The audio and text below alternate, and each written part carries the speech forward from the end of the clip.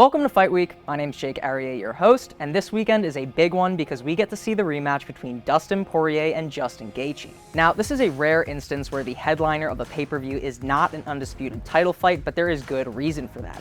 Many people think that this bout is bound to be a Fight of the Year contender, which makes this a great matchup for the vacant BMF title, which was just vacated by Jorge Masvidal when he retired.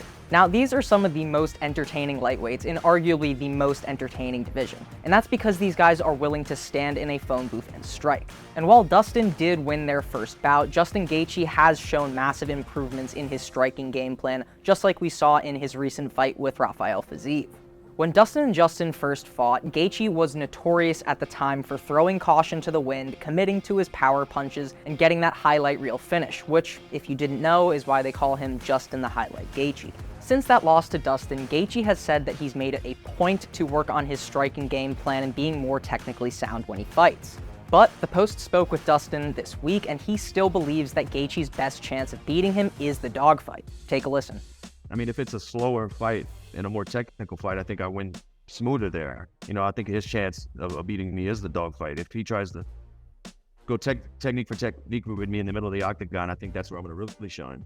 Now, Dustin Poirier is touted as one of the best boxers in the UFC. He's got really slick striking and defense, even in the later rounds, and that's because he makes reads really well off of his opponents. So it'll be interesting to see if Justin's new calculative approach will be able to overcome Dustin's boxing, or if we see Justin revert to his old ways, get into that dogfight, and see if that gets the job done.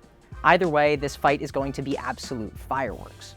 Now, coming in at the co-main event, Alex Pereira is going to be making his light heavyweight debut against former light heavyweight champion Jan Błachowicz. Alex is coming up from middleweight after a devastating knockout loss to Israel Adesanya when he lost his belt. But there was a lot of speculation on whether or not Pereira's massive weight cut had a negative impact on his chin. Pereira reportedly had to cut as much as 47 pounds from his walk-around weight to make 185. So going up to light heavyweight, he should have a much easier weight cut to 205, making him much more durable, which paired with his kickboxing experience and one-punch knockout power, he could cause massive problems for Jan on the feet. The ground is another story though. Even though he's been training with Glover Teixeira, who is very experienced in jiu-jitsu, Pereira's grappling is something that's come under question as he is very young in his MMA career.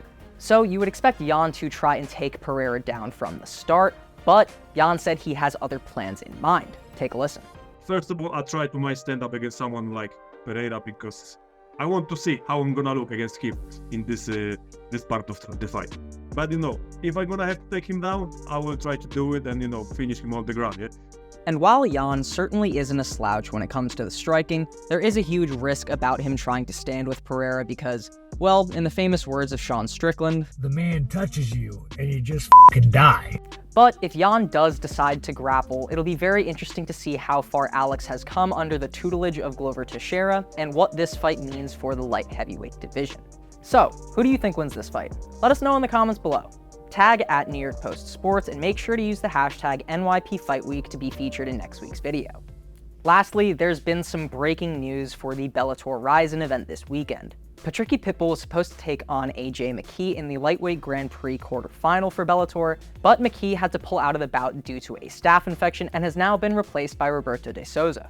Also on the card will be Bellator's inaugural flyweight title between Kyoji Horiguchi and Makoto Shinryu. For those who are unfamiliar, Kyoji is a former bantamweight champion in both Bellator and Rizin, and besides one loss to Demetrius Johnson back in the UFC, he is otherwise undefeated at flyweight. But his opponent Makoto Shinryu is the man with all the momentum behind him, looking to add to a 10-fight win streak across 4 different promotions. Ahead of their fight this weekend, the Post was able to speak with Kyoji Horiguchi in an interview which you can check out at NewYorkPost.com/MMA. But that's all I've got for you today. Happy Fight Week, and make sure you hit the subscribe button so I can see you on the next one.